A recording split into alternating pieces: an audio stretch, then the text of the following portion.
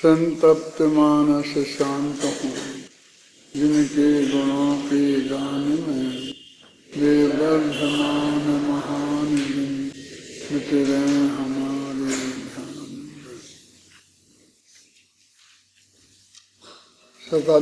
87वीं गाथा कल हुई थी, आज 88 और 89वीं गाथा इन पर चर्चा चलेगी। अब इन गाथाओं में यह बताया जा रहा है कि जिनेश्वर के उपदेश की प्राप्ति होने पर पुरुषार्थ कार्यकारी है। इस कारण जो जिनेश्वर देव के उपदेशानुसार पुरुषार्थ करता है, मोह नाश करने वाला वह अल्पकाल में ही सभी प्रकार के दुखों से मुक्त हो जाता है। स्वपर के विवेक से ही मोह का क्षय होता है, इसलिए वह स्वपर के विभाग की सिद्धि के लिए प्रयत्न करता है। गाथाओं का पद्यानुवाद है। देखो,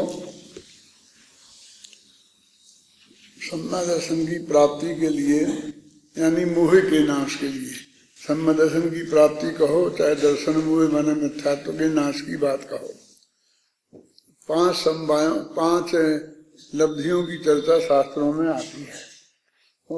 5 समवायों की चर्चा भी आती है।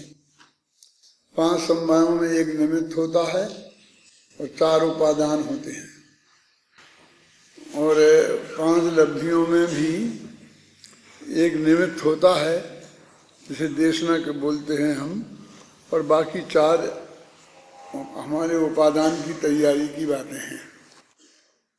अब इसमें जो लिखा है, 2 चीजें लिखी हैं कि जिनेश्वर के उपदेश की प्राप्ति होने पर, यानी पहले हमें जिनेश्वर का उपदेश प्राप्त होगा यानी देशना लब्धि होगी, और उसके बाद पुरुषार्थ करेंगे तो हमारा काम सिद्ध हो जाएगा। उन्होंने लिखा है पुरुषार्थ करोगे तो पुरुषार्थ कार्यकारी होगा।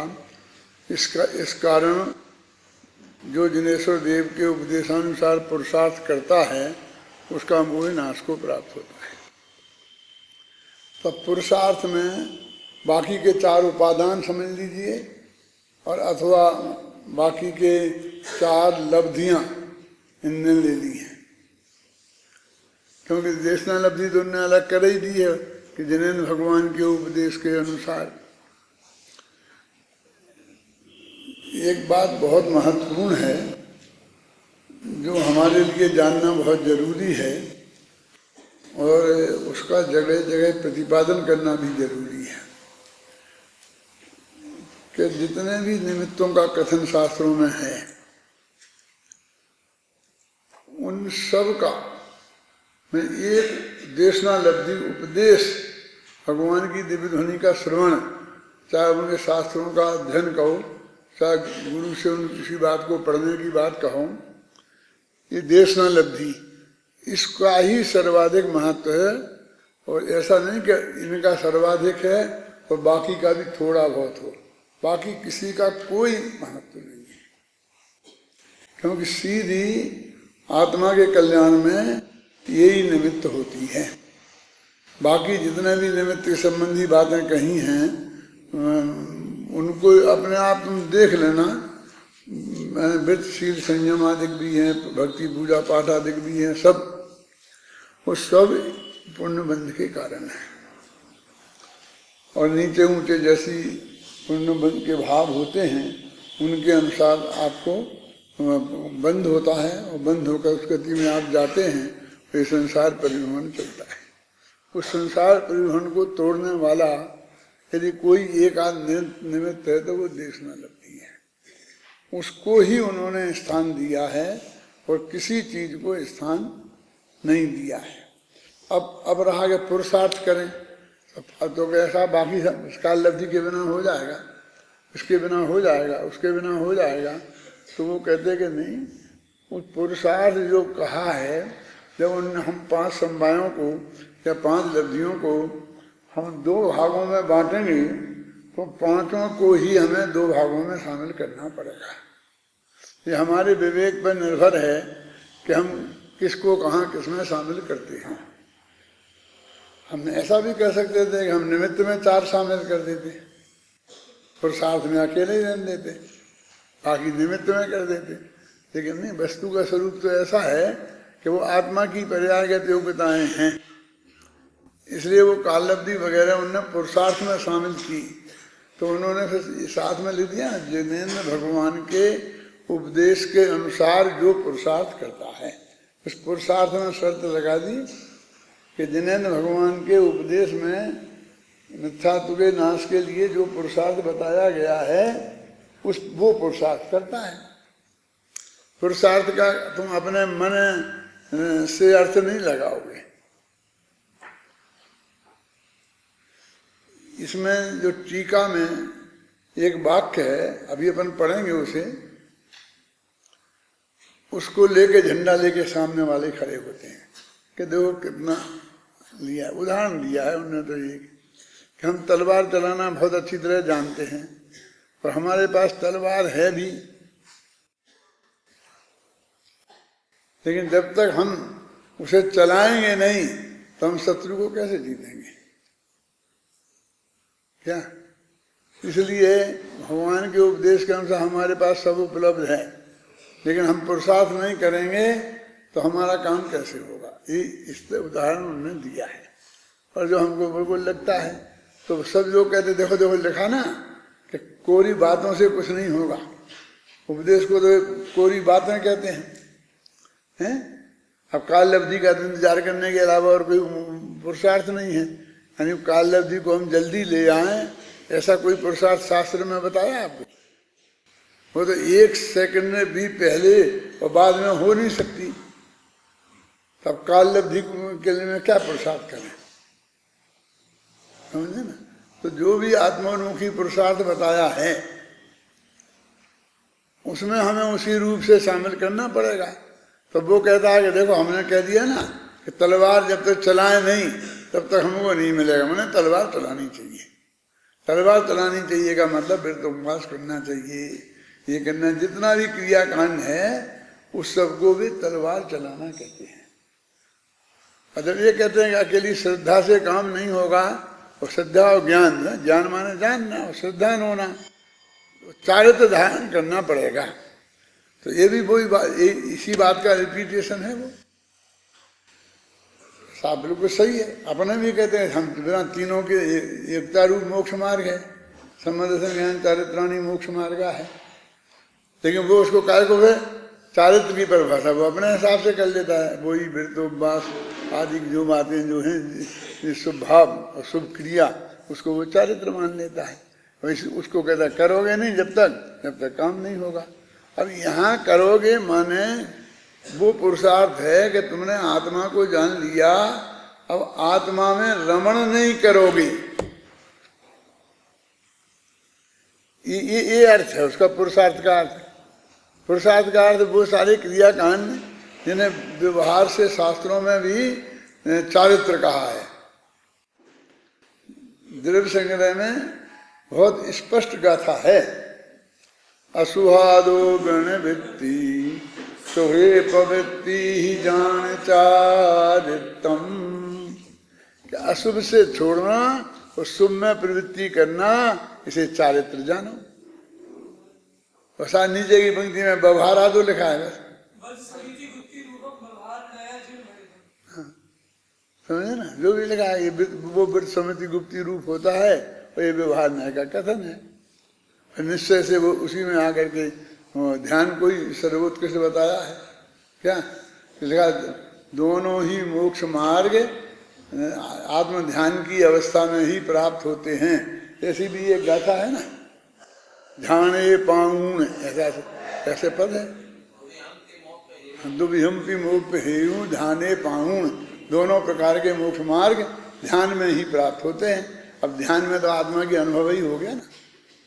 अब जो ध्यान में आत्मा का अनुभव होता है ना, अब अपने जो कहते हैं हाँ अब आ गए ना लेन पे, अब ध्यान को मान लिया। अरे ध्यान को किसने कब नहीं माना? हम तो ये कहते हैं कि ध्यान ही वास्तव में चारित्र है। 12 तपों में ध्यान ही सर्वोत्कृष्ट तप है। लेकिन जिस व्यायाम को उठा पटक को तुम ध्यान कहते हो, वो ध्यान ही नहीं है। दिक्कत तो ये है ना, मतभेद तो उससे है कि नाक को देखो, सांस को देखो और प्राणायाम करो, ऐसी गड्डी करके बैठ जाओ, ऐसा जिसे तुम ध्यान कहते हो। है? मैं पूछता हूं, बिना ध्यान के ये पठन पाठन हो सकता है? सबसे ज्यादा ध्यान तो आप लोग करते हो, क्योंकि यहाँ पर जब अध्यापक पढ़ाते हैं तो उस वक्त पूरा ध्यान लगाना पड़ता है, मनो उनकी बात पर ध्यान लगाना पड़ता है ना, कि बिना ध्यान लगाए समझ में आ जाती है, हैं? फिर उसे तैयार करने में, समझने में, और फिर रटने में, याद करने में, याद रखने में, सब में ध्यान लगाना पड़ता है कि नहीं लगाना पड़ता है, हैं? तो हम कहते कि वो मुनिराज दिन में 18 घड़ी ध्यान करते हैं, हैं? तो हमारे विद्यार्थी 17 घड़ी नहीं करते हैं? जब कम से कम परीक्षा दे का समय आता है तब 18 घड़ी बराबर दिन रात ध्यान से ही पढ़ते हैं ना, कि नहीं साहब वो ध्यान करने की वो बात है, उसकी बात है, इसकी बात है। अरे भाई ध्यान चलो निकालो, ध्यान निकालो, घबराना नहीं, निकालना कुछ नहीं है, मैं ही बताऊंगा। आज ध्यान तो करना नहीं है, वो तो छोड़ना है। रौद्र ध्यान करना नहीं है, वो तो छोड़ना है। शुक्ल ध्यान पंचम काल में होता नहीं है, 3 ध्यान से तो छुट्टी हो गई। 2 मिनट का काम है। अब कौन बचे? धर्म ध्यान। तो धर्म ध्यान के 4 वेद है, आज्ञा विचय, उपाय विचय, विभाग विचय और संस्थान विचय। तो ये सारे स्वाध्याय रूप है। चरणानी योग का स्वाध्याय करना वो आज्ञा विचय ध्यान में धर्म ध्यान है। करुणानी योग का स्वाध्याय करना वो विपाक विचय नाम का धर्म ध्यान है। मोक्ष मार्ग की का विचार विमर्श करना, अध्ययन करना वो क्या नाम, अपाय विचय नाम का धर्म ध्यान है। और वो संस्थान जो अभी करते हैं ना, विधान करते हैं, तो उसमें अखितम चित्तारा, यहाँ लोक का ऐसा आकार है, ये हो गया कौन सा ध्यान? तो अपन सब ध्यान ही तो कर रहे, 24 घंटा इसी में तो लगे। जो भी अपने पीरियड लगते हैं सब पीरियड को मिला दो तो चारों अनियों के चारों ध्यान हो जाते हैं। तो बिना ध्यान लगाए तो कोई विद्वान बनता नहीं है। आप ये बहुत अच्छी तरह समझ लो कि तुम्हारे सुनने में क्या सोगानी जी, कोई इनके पढ़ने में बहुत फर्क है। ये 5 साल में ठोस विद्वान बन के जाएंगे यहाँ से। अधिकारी गद्दी पे बैठकर एक अथॉरिटी के रूप में बात करेंगे, और आप 40 साल हो गए होंगे सुनते सुनते, वहीं बैठे रहोगे।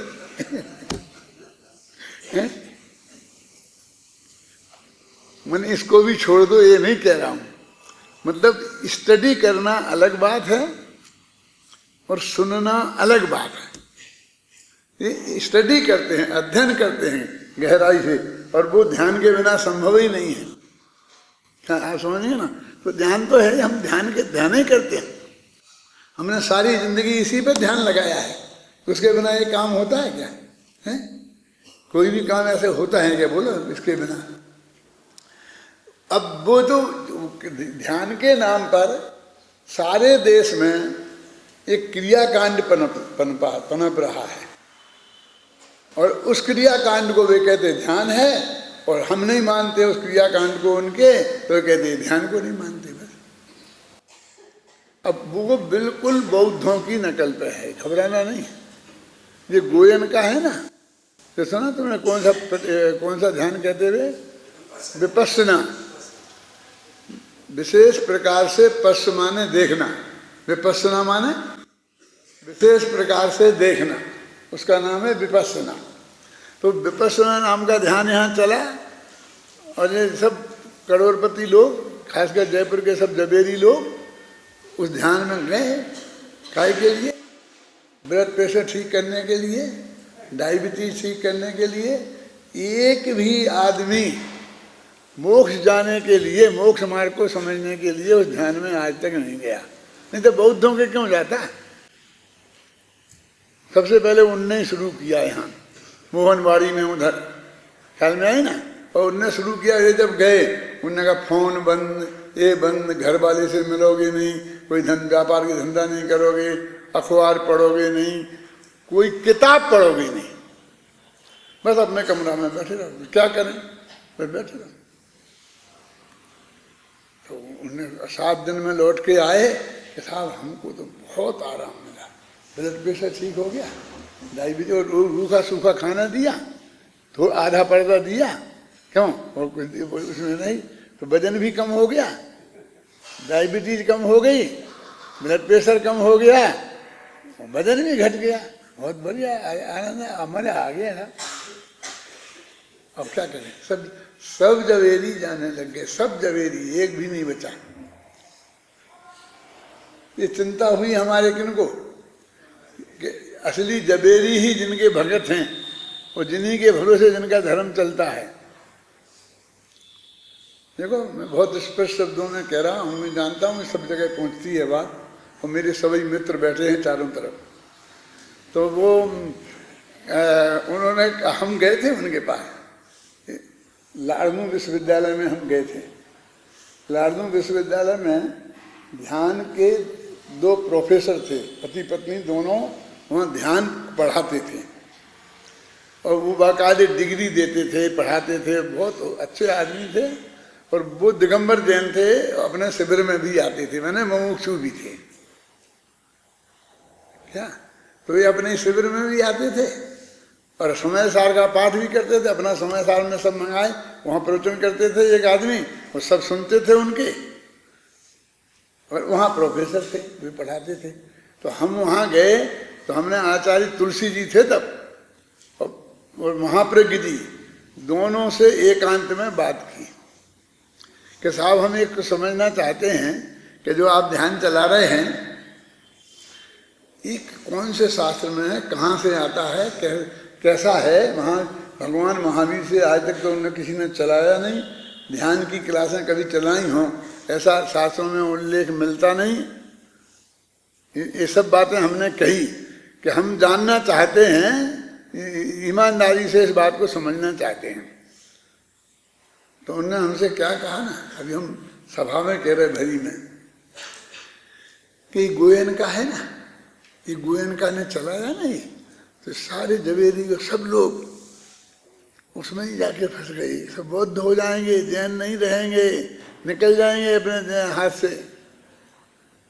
इसका कोई उपाय नहीं था हमारे पास। तो मैं कही जी आपने अनुप्रेक्षा, अनुप्रेक्षा है ना अपनी, अनुप्रेक्षा भी शास्त्र में ऐसा लिखा है कि ध्यान, अनुप्रेक्षा धर्म ध्यान है, ध्यान के पहले की स्थिति है। तो उनने अनुप्रेक्षा में से अनु हटा के प्रेक्षा रख लिया, और प्रेक्षा ध्यान उनका था विपස්සना, मन वितराग भाव से देखना, और इन्हें प्रेक्षा वो भी देखना।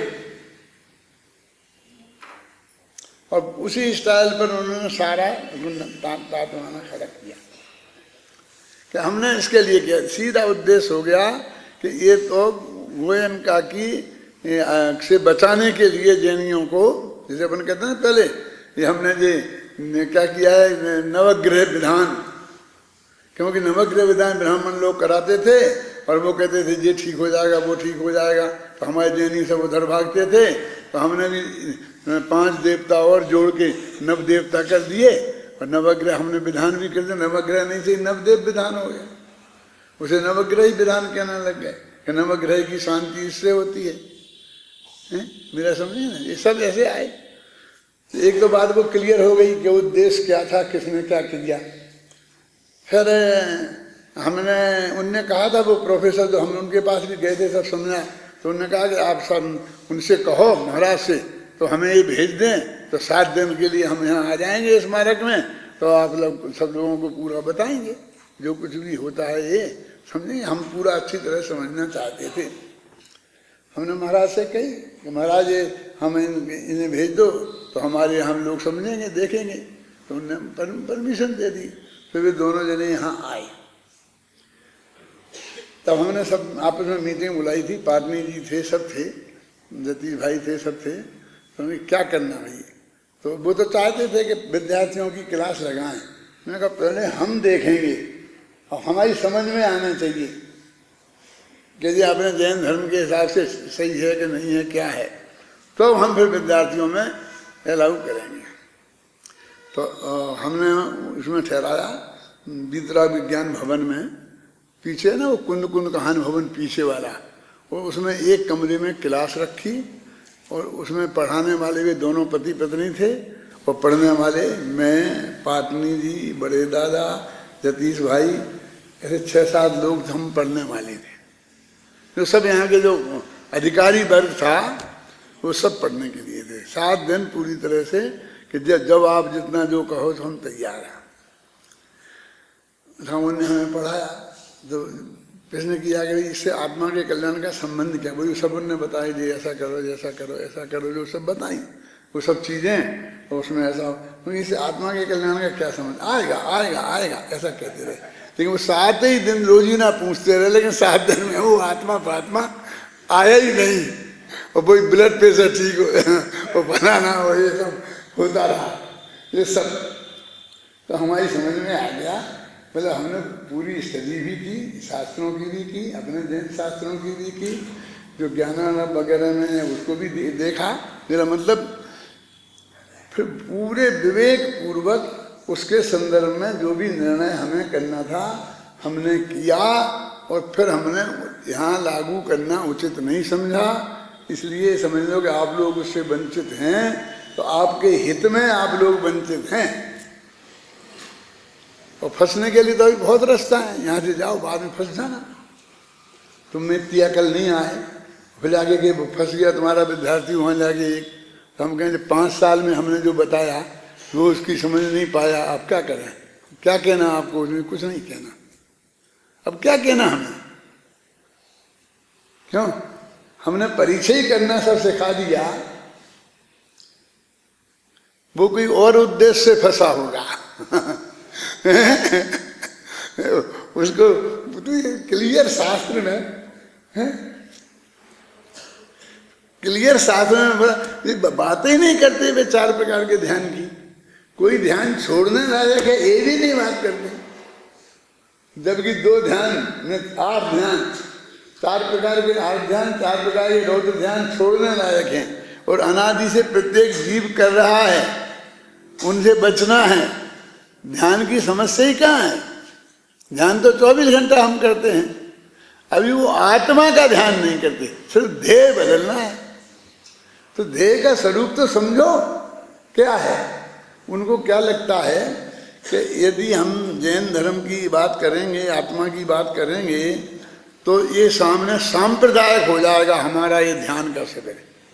उनको सांप्रदायिक नहीं बनाना है, उन्हें दिगंबर, श्वेतांबर, थानकवासी, जैन, अजैन, बौद्ध, हिंदू, ब्राह्मण, मुसलमान सबको अपना शिष्य बनाना है, सब आए उनके ध्यान की क्लास में। इसके लिए उसे इन धर्मों के शब्दों से बचना है। अब हमें तो धर्म ही धर्म पढ़ाना है, अब हम धर्मों के शब्दों से बचने की बात कैसे कह सकते हैं, क्या ध्यान का स्वरूप, ध्यान ध्येय किसे कहते हैं, वो सब बात समझनी चाहिए ना। अतः ये तो नक्की है, देखो अपने यहाँ भी ध्यान नाम, इस तप नाम का वो आया है ना 10 धर्मों में, और तप में एक ध्यान नाम का तप है। तो तप जानते किसे कहते हैं, जो सम्यक दर्शन हो, सम्यक ज्ञान हो, इसके बिना तो चारित्र नहीं होता। अब चारित्र के 2 भेद सुनना लक्ष्मी, एक संयम और एक तप। काय के भेद हैं, चारित्र के। तो संयम माने जो साधु के जीवन में अनिवार्य है उसका नाम संयम, और जो ऑप्शनल है उसका नाम तप। क्या मतलब, उपवास है तप, और 5 महाव्रत हैं संयम। वे तो उसे लेने ही पड़ेंगे 5 महाव्रत, तो ईर्ष्या समिति पूर्वक तो चलना ही पड़ेगा, भाषा समिति में तो बोलना ही पड़ेगा, अनिवार्य है ना। और उपवास करें नहीं करें, कोई 6 महीने के करे, कोई एक ही उपवास करे, और मुनिराजों को तो अनिवार्य है अभी नहीं, वो एक करना भी जरूरी नहीं है। गृहस्थों को दूसरी तीसरी प्रतिमाधारी हो, चौथी प्रतिमाधारी हो, तो उसमें नियम भी है कि अश्विन चतुर्दश का अभ्यास करना चाहिए, उनके तो वो भी नियम नहीं है। तो वो तप, उस तप में सर्वश्रेष्ठ ध्यान, क्योंकि जिससे अंतर्मुहूर्त में केवल ज्ञान होता है। अब ऐसा तप, वो उस तप की ध्यान की बातें नहीं करते, वो तो प्राणायाम सिखाते। नाम तो उसका प्राणायाम है। वो रामदेव के गुरु तो पतंजलि हैं। वो पतंजलि नाम से लड्डू भी बेचता है, शहद भी बेचता है, दवाइयाँ भी बेचता है पतंजलि के नाम से। पतंजलि तो योग के गुरु हैं। उनके धर्म में जो पतंजलि है ना, अब उनसे उनकी बहुत सफल हो रहा, देखो वो अपन भी सफल हो जाएंगे, तो फिर तुम ना पतंजलि का बना लो ना। कि नहीं हम पतंजलि का नहीं बनाएंगे, हम तो क्या बनाएंगे?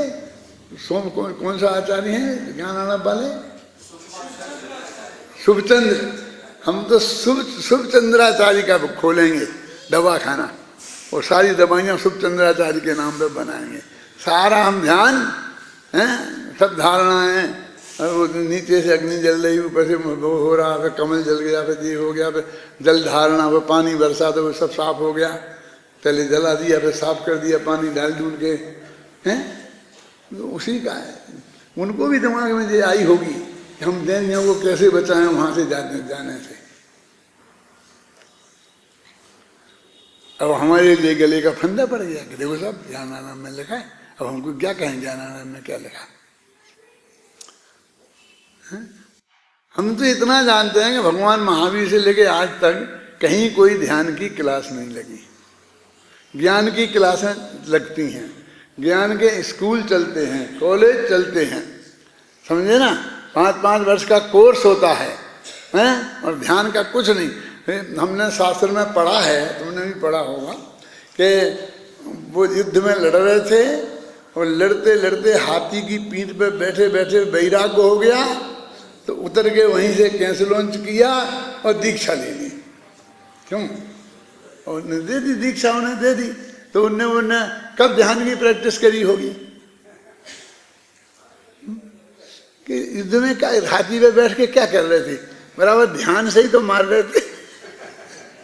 वो धनुष बाण बिना ध्यान के थोड़ी चलता है, ये इस ध्यान की भी बात नहीं करते वे तो क्या, वो आत्मा का ध्यान तो जो बहुत उत्कृष्ट चीज है ना। देखो 2 बातें मैं बोलता हूँ। ये ध्यान शब्द मेरे को इतना महान और इतना पवित्र लगता है, हमारे आचार्यों ने सामायिक शब्द का प्रयोग किया हमारे लिए। गृहस्थों के लिए सामायिक करना चाहिए, 3 टाइम आता कि नहीं आता? मुनिराजों को सामायिक करना चाहिए, तो मैं सामायिक शब्द पसंद करता हूँ। ध्यान शब्द तो उन्हीं को छोड़ता हूँ कि वो अंतर्मुहूर्तार्थ जो है ना, समझ गया ना, अंतर्मुहूर्त समझ गया ना, बोलो ना पूरा सूत्र। उत्तम शयन से एकाग्र चिंता निरोधो ध्यानम अंतर्मुहूर्तात्, इसमें उसके लिए तो सामायिक शब्द का उपयोग करता हूँ। अब ये प्राणायाम चलो ना आजकल, इसको भी ध्यान में ही डालते हैं, ये सब उसको सब कर करके, तो मैं उसे व्यायाम कहता हूँ। यदि हम कुछ प्रेरणा देंगे, कभी चलाएंगे, तो हम व्यायाम चलाएंगे। और शरीर प्योर स्वास्थ्य के लिए, स्वास्थ्य के पॉइंट ऑफ व्यू से व्यायाम चलाएंगे, ख्याल में आई ना, मतलब। और धर्म की दृष्टि से सामायिक की बात करेंगे। ये बड़े शब्द जबरदस्ती ला करके, और उसके बिना कोई सम्मा दर्शन के बिना होते ही नहीं। और एक भी आदमी चाहे जैन कुछ नहीं हो, सम्मा दर्शन की तो कोई बात ही नहीं करता है, और तुम्हें तो हो ही नहीं सकता। क्यों? कि तो हमारे हिसाब से तो वो गृहीत मिथ्या है। जो बैठे हैं जिनको तुम गुरु बनाना चाहते हो, हैं, वो कौन से अध्याय के हैं अपने मोक्ष मार्ग पे कह सकते? 5 में के होंगे, 6 में के होंगे, उनका तो 7 में भी नंबर नहीं आता। 7वें अध्याय में भी नंबर नहीं आता है। ये वास्तविक परिस्थिति है। तो हमको जबरदस्ती ध्यान का विरोधी मानते हैं, ऐसा नहीं है। ध्यान के बिना तो मोक्ष नहीं होता किसी को भी, ख्याल में आई ना। और ध्यान अपने यहाँ बताया है कि पहले सम्यक दर्शन होता है, फिर सम्यक ज्ञान होता है, फिर चारित्र होता है उसके साथ में अंश से, फिर अनुव्रत होते हैं। तो अनुव्रतों में बताया है कि सुबह दोपहर शाम को 2-2 घड़ी सामायिक करना चाहिए। तो ध्यान हो गया ना शुरू, हमारा कोर्स शुरू हो गया ना। तो पहले सम्य दर्शन करो, सम्य ज्ञान करो, और फिर वो जो ध्यान है ना, पहली प्रतिमा में कितना होना चाहिए, 2-2 घड़ी होता है, दूसरी प्रतिमा में समझ लेना। तो इतनी प्रतिमा लो और करो ना। तो कुछ नहीं, उन्हें कोई शर्त नहीं, हिंदू मुसलमान होने की कोई शर्त नहीं। अभी हमारे ध्यान वाले लोग, हमने सुना मंदिर जाना भी छोड़ दिया है उन्होंने। जो अपने आसपास चलता है ना कहीं ध्यान, वे लोग मंदिर नहीं आते, कहते जरूरत नहीं है। चलो भाई, कहाँ चल रहे अपन पढ़ते हैं। मैं आप उत्थान का चला रहे थे, विगत गाथाओं में नहीं, ये तो होगी कौन सा है। अब इन गाथाओं में यह बताया जा रहा है कि जिनेश्वर देव के उपदेश की प्राप्ति होने पर पुरुषार्थ कार्यकारी है। तो पुरुषार्थ में उपदेश के अलावा जो बाकी 4 लब्धियां ली हैं वो सब ले लेना, काल लब्धि वगैरह सब उसमें ही शामिल है, जो प्रक्रिया। और अपने यहाँ तो पुरुषार्थ, तो आत्मोन्मुखी पुरुषार्थ तो पर उपयोग को पर से द्रव्यों से हटाकर अपने आत्मा के पे ही लगाना है। और इसमें मोह राग देश से हटाने के लिए भी बात की है, क्योंकि मोह राग देश का तो नाश करना है, पर का तो नाश करना ही नहीं है। जो अपना जो भगवान आत्मा बताया ना, जिसका ध्यान करना है, वो उसको परद्रव्य से भिन्न है ना, ज्ञानावरण आदि कर्मों से भिन्न, द्रव्य कर्मों से भिन्न और भाव कर्मों से भिन्न, माने मोह राग देश से भिन्न, ये बताया ना। तो मोह राग देश से भिन्न कैसा, वो तो अपनी ही पर्याय हैं। उनका तो जो कल बताया था ना कि उसमें तो प्रदेश भेद नहीं है, है? तो ये कहते भैया उनसे ज्यादा भेद विज्ञान इसलिए ज्यादा जरूरी है कि उनका तो नाश करना है, परद्रव्य का नाश थोड़ी करना है हमें। देखो समझना, ध्यान देना, ये देह से भिन्न आत्मा है और रागदेश से भिन्न आत्मा है, मिथ्यात्व से भिन्न आत्मा है, ठीक है। फिर स्त्री पुत्र से भी भिन्न आत्मा है। तो हमने इन तीनों से भिन्न जाना ना, तो इनमें स्त्री पुत्र और शरीर, इनका कुछ नहीं करना है, इन्हें तोड़ना फोड़ना नहीं है। क्या कैलाश जी, कि इन्हें छोड़ना तो है, तो आत्महत्या करोगे, क्या करोगे? देह नहीं छोड़ना है। ये तो सिर्फ जानना है कि ये मैं नहीं हूं, बस खत्म। शरीर के बारे में तो नहीं, सिर्फ जानना है कि ये मैं नहीं हूं, और कुछ नहीं करना है इसका, ना सुखाना है, ना ये करना है, ना ये करना है। कि संलेखना में तो सुखाना पड़ेगा। अरे हम देह का कुछ करें उसका नाम संलेखना, आत्मा का करना है वो तो उसमें तो देह सूख जाएगी। कि नहीं सूखेगी तो नहीं सूखेगी, हमारे बाप का क्या जाता। हमें तो मानते हैं ये मैं नहीं हूं। यानी परद्रव्यों से सिर्फ भिन्नता जाननी है, और राग को जाननी नहीं है, अकेली जाननी भी है और इसका त्याग भी करना है। त्याग और जरा कठोर भाषा में कहें तो नाश भी करना है। तो ज्यादा भेद विज्ञान तो इनसे जरूरी है ना, क्यों शिवानी जी? उसे तो सिर्फ जानना है कि ये मेरा नहीं, ये मकान आज तक जानते थे मेरा, अब जान लिया नहीं है। तो कह रहे हैं नहीं है, कैसे जान लिया? घबराना नहीं है, रजिस्ट्री तुम्हारे ही नाम रहेगी। क्या? तो क्यों तुम रजिस्ट्री दूसरे के नाम करोगे तब सम्यक दर्शन होगा? सम्यक दर्शन के लिए जरूरी नहीं है तुम और 4 मकान खरीदना और अपने नाम रखना, लेकिन ये समझना कि ये मैं नहीं हूं। बस इतना ज्ञान में आया तो हमारा काम हो जाता है, सम्यक दर्शन हो जाएगा, सम्यक ज्ञान हो जाएगा। मकान में, वो शरीर में, कि रहते रहते केवल ज्ञान भी हो जाएगा। क्या कह रहा हूं, इस शरीर को तोड़ फोड़ के अलग करने की जरूरत नहीं है। ये शरीर रहेगा और केवल ज्ञान हो जाएगा, लेकिन स्त्री पुत्र नहीं रहेंगे और राग नहीं रहेगा, रंच मात्र भी। देवभावे क्या बोलते, तीर्थंकर गोत्र बंधाए, तो वो राग भी नहीं रहेगा। तो बोला अब ज्यादा भेद विज्ञान किससे करना है? कर्ता कर्म अधिकार में राग से ही भेद विज्ञान शुरू किया है। राग का कर्ता आत्मा नहीं है ये कहा है, पर का कर्ता आत्मा नहीं है ये नहीं है। कहीं तो गाथाएं ऐसी हैं जो पर का कर्ता है। समय सार में ये बात नहीं, समय सार में ये बात नहीं है। गाथाएं घटपट बदानी ददानी, बोलो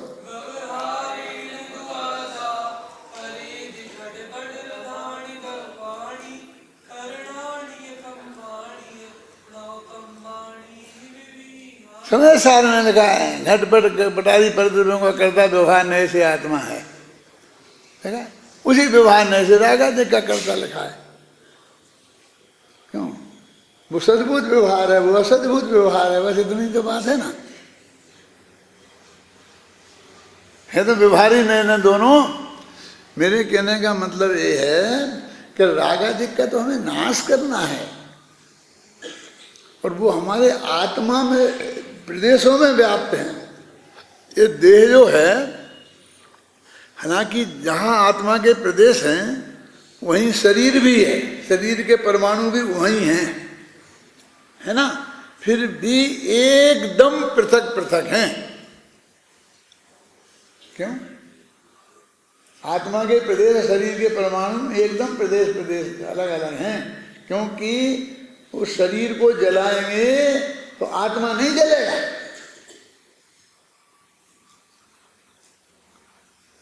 तो अलग अलग नहीं होते तो जल जाना चाहिए था ना फिर, कि क्यों? कि आत्मा का नहीं जलना स्वभाव है, इसलिए नहीं जलेगा, और देह का जलना स्वभाव है इसलिए जलेगा। कहाँ रोज ना होता है। हम अपने रसोई में, अब अपने तो तुम्हारे घरों की रसोई देखना, यहाँ तो वो बनता है, क्या नाम चल गया आजकल, गांव में भी चल गया है, वो कंडे से रोटी बनाओ, लकड़ी से बनाओ। अब समझ में आ गया किन किन के घरों में बनती है लकड़ी से, कंडे से। हाथ उठाना जरा, मुझे उदाहरण देने के लिए तो रहे कि सबके घर में ये डब्बा घुस गया है, क्या बोलते हैं इसको, गैस है। कोई के हाथ नहीं उठता, क्या करूं मैं, उदाहरण कहां से लाऊंगा। तो वो जो ईंधन है जो आपके चूल्हे में जलता है, समझे ना, उससे में से बात निकलेगी, उसमें भी हम उसे जलाते हैं।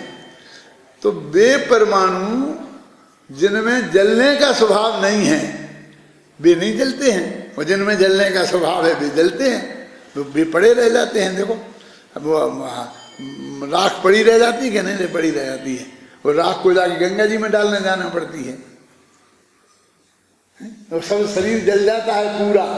जब जलाते हैं ना जब में वहां जाकर के, और राख पड़ी रहती है, और कुछ कुछ हड्डी के टुकड़े पड़े रहते हैं, दांत मांत पड़े रहते हैं, उन्हें निकाल निकूल के गंगा मैया में डुबा के आते हैं।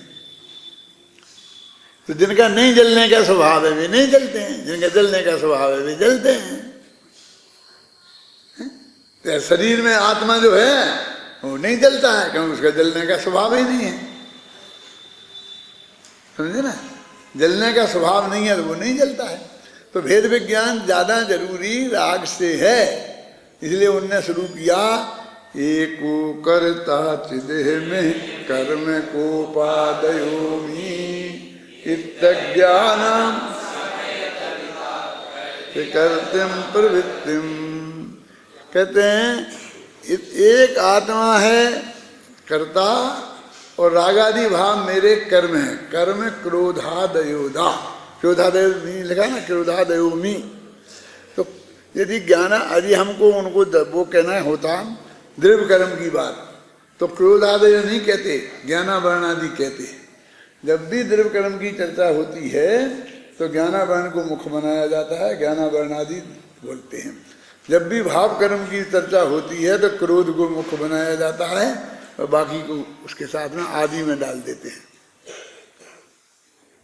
वो राग की बात कर रहे हैं, वो राग से भिन्नता की बात है। ये बात इसमें भी लिखी है, देखो। इस कारण जो जिनेश्वर देव के उपदेशानुसार पुरुषार्थ करता है, मोह को नाश करने वाला वह अल्प काल में ही सभी प्रकार के दुखों से मुक्त हो जाता है। स्वपर के विवेक से ही मोह का क्षय होता है। अब स्वपर का विवेक करो तब मोह का क्षय होगा। इसलिए स्वपर के विभाग की सिद्धि के लिए प्रयत्न करता है। अब गाथा में स्वपर का विभाग करना है, यानी वो जो कहा था कुछ करोगे तो होगा, क्या तलवार चलाओगे तो काम होगा। बोले तलवार तुम्हारे हाथ में आ गई, इससे तुम नहीं जीत गए। तलवार के साथ शत्रु को मारोगे तब तुम पुरुषार्थ करोगे, तब तुम जीतोगे। यहाँ क्या कह रहे कि तुमने जान लिया कि आत्मा परद्रव्य से भिन्न है, राग से भिन्न है, तो ऐसे काम नहीं होगा। राग को तलवार से काटना पड़ेगा, हटाना पड़ेगा। राग से भिन्नता जान ली, इतने से काम नहीं होगा। क्या पर को तो इतने से काम हो जाएगा। कितने से? कि देह मैं नहीं हूं, इस देह को काटना नहीं पड़ेगा। ध्यान से सुनो, राग को काटना पड़ेगा। अब कैसे काटोगे? देह को जिस तलवार से काटते हो वो तलवार तो काम आएगी नहीं है? तो क्या पहले भेद विज्ञान करना पड़ेगा कि ये तो नक्की करो कि इसके दो टुकड़े करना है हमें, तो वो दो टुकड़ों में से कौन सा हिस्सा एक तरफ रखना है, एक दूसरी तरफ कौन सा रखना है। एक तरफ मानो स्वा में कौन सा रखना है और पर में कौन सा रखना है, ये तो आपको जानना, बीच की सीमा रेखा तो जाननी पड़ेगी। अब देखो, हमने देह के साथ भी जान ली कि ये मैं नहीं हूं और ये मैं हूं, और हमने राग के साथ भी जान ली। सुनना, अब देह के साथ तो काम पूरा हो गया, अब कुछ नहीं करना है। अब राग को काटने के लिए राग से भिन्न जो आत्मा है उसमें अपनापन करना पड़ेगा। चाहे वो एक क्षण को ही सही, उसका ध्यान पूर्वक अपनापन करना पड़ेगा, उसकी अनुभूति पूर्वक, जिसे हम बोलते हैं ना, वो अपने शास्त्र में अनुभूति शब्द आया, ध्यान नहीं आया। माने ये मैं हूं ऐसा जान के उसमें ही जम जाओ। अब एक सेकंड को जमेगा, एक घंटे जमेगा, क्या जमे, जितनी तुम्हारी ताकत हो, तो एक समय भी जमोगे तो पहला काम तो हो जाएगा। माने समय दर्शन समय ज्ञान तो हो जाएगा, अनंतानुबंधी कसाई भी कट जाएगी। अब देखे तो पुरुषार्थ करना पड़ेगा, तो पुरुषार्थ तो ये करना है। और फिर तो बात क्रियाकांड जो बाहर का है उसको कह दी। अब कहते हैं तो लोग कहते तुम उसके पीछे ही पड़े रहते हो, एक आध दिन तो छुट्टी रखो उसकी। बहुत डंडे पड़ गए उसको, क्यों? एक आध दिन एंट्री देनी है, श्रद्धा में एंट्री देनी है, क्या करें? तो एंट्री नहीं देनी है तो देह को देते से काम चल जाएगा। देखो, केवल ज्ञान नहीं रुकेगा आपका, देह रहेगी, आत्मा देह में बैठा रहेगा और केवल ज्ञान हो जाएगा। लेकिन राग का अंश रहा तो केवल ज्ञान नहीं होगा।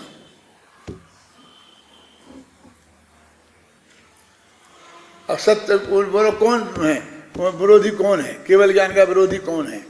वो उत्कृष्ट जाति का पुण्य है ना विरोधी। जब तक वो मोह है, जब तक मोह है, चारित्र मोह है ना, तब तक देखो 10वें 11वें गुण स्थान तक है, वो भी जाता है जिसके अंदर में मिथ्यात्व पड़ा है। आता है ना, मुनि एकादश गुण स्थान चढ़ गिरत तहाँ पे चित भ्रम ध्यानी। हमें जाने नहीं, हमें ज्ञान में हमें जाने नहीं, हम तो सीधे 10वें से सीधे 12वें जाएंगे कि बेटा तुमने छम श्रेणी मारी है ना, तो तुम 11वें नहीं जाओगे। हम छपक श्रेणी मारी नहीं तो कैसे चले जाओगे उधर? हम मानेंगे ही नहीं। ऐसे बोलता है जैसे इसके हाथ में हो गए। बुद्धिपूर्वक का काम ही नहीं है वो, है? वो ऐसा सोच समझ के मार रहा है कि मैं छपक सा नहीं मारूंगा, मैं उपसम सा नहीं मारूं। वो ध्यान में बैठता है, जो होता है वो होता है। उपसम श्रेणी मरती है तो उपसम मरती है, छपक मरती है तो छपक मरती है। नहीं साहब वहां से गिर जाता है, तो हमें पसंद नहीं है। क्या कह रहा है तुझे? वो उत्कृष्ट निर्मल दशा है, तुम उसको हे कह रहा है। हमें मारनी नहीं, हम तो नीचे ही अच्छे, तो नीचे को अच्छा मान रहा है क्यों? कोई 6वें में ही रहना है क्यों? 11वें तक नहीं जाना है? कहने नहीं हम तो जाएंगे तो सबक नहीं मानेंगे, ऐसे भी शर्त लगती है वहां।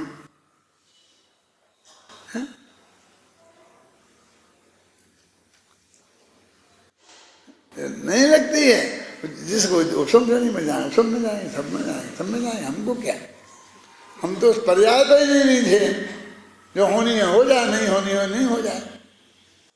मैंने जब व्याख्यान किए थे ना उस पे काय पर संलेखना पे, तो इस बात पे मैंने बहुत वजन दिया था कि हम मर के कहाँ जाओगे?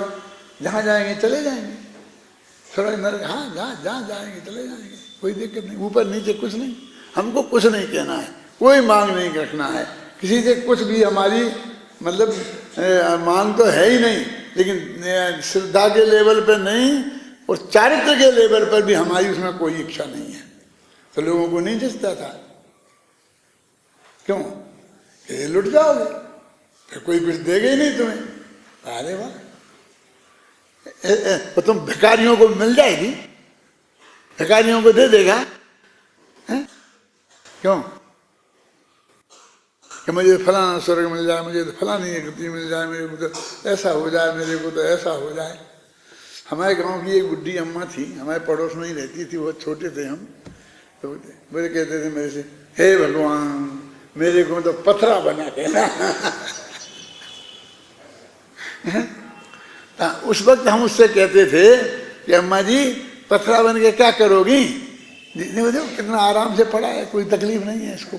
वहीं जो पत्थर पड़े रहते थे ना, आराम से पड़ा है, कोई तकलीफ नहीं है। अपन को कितनी तकलीफ है, क्या बताएं उसे।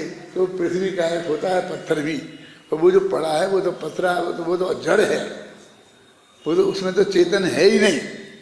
आप समझे, उखड़ा पथरा पड़ा है ना, वो तो जड़ है, तो जड़ बनना है। और चेतन भी हो तो एक इंद्री की पर्याय है, पृथ्वी का एक है। क्या कह रहे हैं कि मुझे पथरा बना देना? लेकिन बिना मांगे नहीं रहेगी, चाहे पथरा ही बना है, लेकिन मांग के लेगी कि मोक्ष ले। कहा जो हमें नहीं चाहिए कुछ, हमें कुछ नहीं मांगना है। तो तुम क्या चाहते हो? कुछ नहीं चाहते? नहीं तो भी कि हमको जो हमारा होना है सुनिश्चित है वो ही हो, ऐसा चाहते हैं। बोले चाहना तो कहना है, ये चाहना थोड़ी है। हम नो चेंज चाहते हैं। अनादिकाल से हमारी जो भविष्य की पर्याय हैं, जैसी होनी हैं वैसी ही हों, हम उनमें कोई चेंज नहीं चाहते। कि साहब वो आपकी में बहुत खराब है, आप सोच लो एक दफे। अभी हमको कुछ नहीं सोचना है, जो होगा हमको उसके, क्योंकि उसके अलावा कोई मिलने ही वाला नहीं है। तुम्हारे चाहने से होता क्या है बोलो? तो ये बात कैलाश जी सच्ची नहीं है क्या? हाँ, परम सत्य है। तो हमने उसको दृढ़ता से रखा सामने, ख्याल में है ना, और अपने जीवन में भी उसको श्रद्धा के लेवल पे भी अपनाया कि नहीं हमको कुछ नहीं चाहिए। ख्याल में आए ना? तो गलत है, वो अचानक निकला था, क्योंकि वो आदमी हमसे इंटरव्यू लेने नहीं आए थे, ऐसे अचानक ही पूछ लिया था बीमारी हालत में। आप समझ गए ना आपकी में है? तो अचानक ही जवाब दिया था। तो वो श्रद्धा के लेवल में कहीं पड़ा था ना, कहीं बिना उसके विचार के भी पड़ा था। वो विचार के लिए कोई सहन होता ही नहीं है। जो जिस चीज की तुम मांग करोगे इनडायरेक्ट वे में, उसमें तुम्हारी उपादेय बुद्धि पड़ी है ना। तो उपादेय बुद्धि निकालनी है कि नहीं? निकल ही गई हो तो कैसे मांगेगा, और नहीं निकल गई हो तो निकालनी है। यदि हम ऐसा करेंगे तो हम ठगाए जाएंगे। अभी तेरे को यहाँ ठगाए जाने का डर है। अभी तेरे उस बात पर भरोसा ही नहीं होता कि भगवान के ज्ञान में जो झलकता है वो 100% सत्य है और सब कुछ नक्की होता है।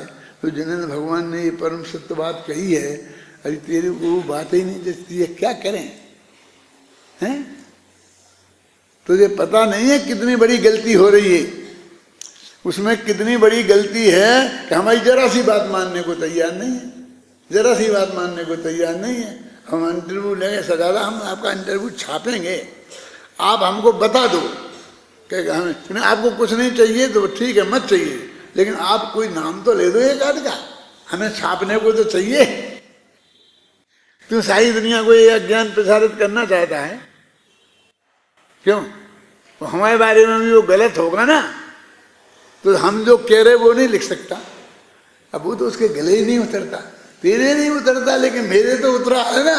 तो मेरी तरफ से छाप रहा कि तेरी तरफ से? कोई छाप तू रहा है, लेकिन मेरे नाम से छापेगा ना। तो दुनिया यदि वो मूर्खता है तो दुनिया मुझे मूर्ख कहेगी, तो तू काहे को फिक्र करता है?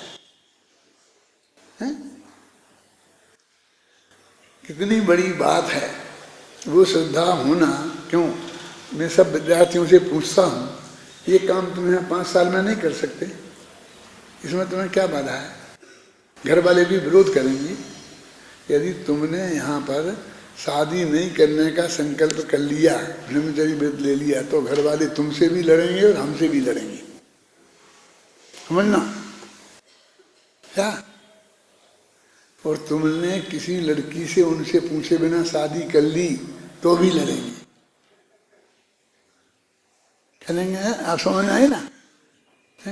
जाति में करी, अंतर जाति में करी, कहाँ करी, वो सब में लड़ेंगे।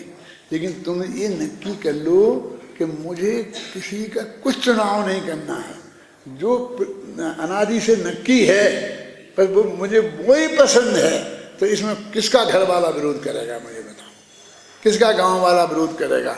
वो करेगा तो उसकी कीमत क्या है? क्यों करेगी तो उसकी कीमत क्या है? मुझे बताओ। सही है ना? इतना तो हम कर सकते हैं, इसमें कोई चारित्र की प्रतिज्ञा नहीं लगा रहे, कोई कुछ नहीं कर रहे। लेकिन ये तो वस्तु का स्वरूप है। आगम पढ़ पढ़ के तुमको खूब लग रहा हो कि ये बात परम सत्य है, तो स्वीकार करो। नहीं है तो नहीं बात है। अभी तो ये गाथा शुरू नहीं हुई, चलेंगी।